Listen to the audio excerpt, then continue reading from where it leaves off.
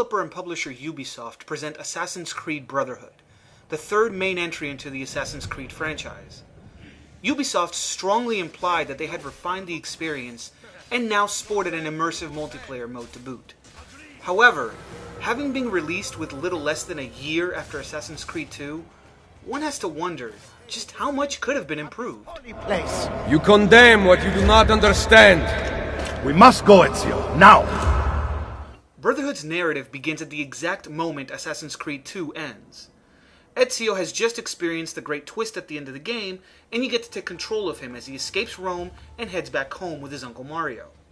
Once there, you barely get a chance to relax before a man named Cesare attacks your villa and forces you to flee. Pretty soon, you learn that Cesare is planning to be the next ruler of Italy, and it's up to the assassins to stop his plans.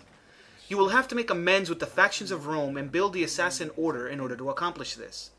At the same time, Desmond is looking to resolve his own issues in our present time as he and his friends avoid detection from Abstergo and the Templars.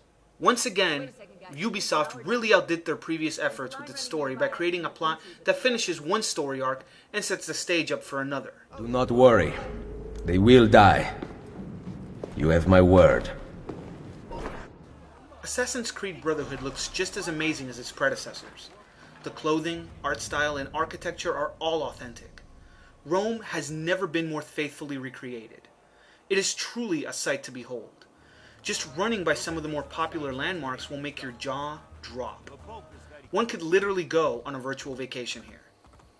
The soundtrack this time is very impressive, with subtle orchestra pieces playing while you walk, run, and fight. The voice acting is top-notch, with excellent performances from all the leads. The accents can be hit or miss to some, but the quality of the presentation is a moving work of art.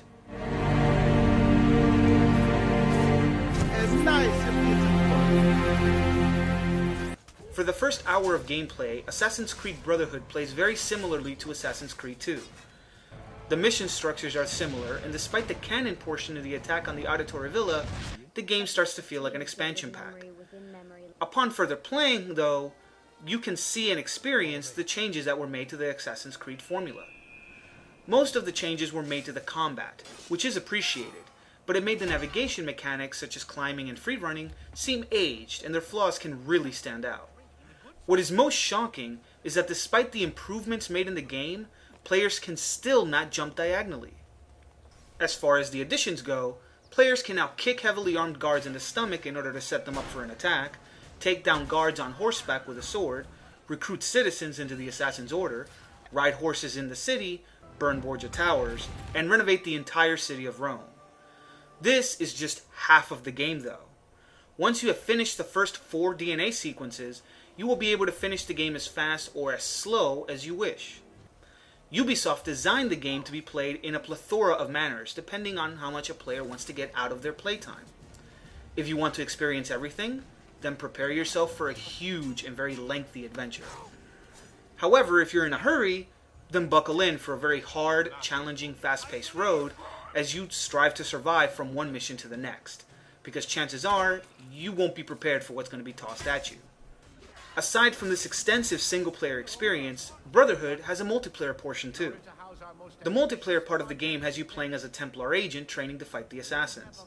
It is designed in the same vein as Call of Duty. You kill people, level up, unlock perks, items, and goodies that in turn help you perform better in matches. The idea is sound, but it loses its appeal after an hour or two. Most players simply just run around drawing attention to themselves, while some hunt you down the way Ezio hunts people down in the game. Getting killed by a stealthy assassin the first time is pretty cool, just as most gamers will smile when they sneak up on their first unsuspecting target. Some more variety in character models would make the experience better, because hunting someone while seeing 3 versions of his avatar really shows a glaring flaw in the multiplayer component.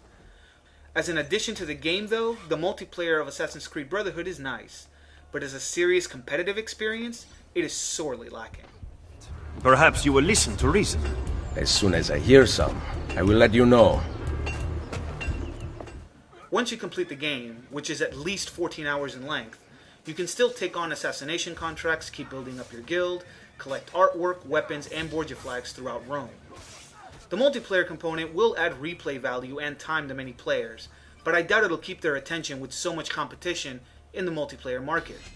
Still, the novelty value of sneaking up on your friends is a neat thing, though I think only the hardcore fan base will really keep coming back for more. Guards! Guards! That's enough out of you! Assassin's Creed Brotherhood does have its flaws, and I don't know how much further the core design can be expanded, but with efforts like this, anything is possible. It's hard to discourage anyone from experiencing this game, as it is literally a work of art. How did you find me? Mario Auditore, let me hear. What?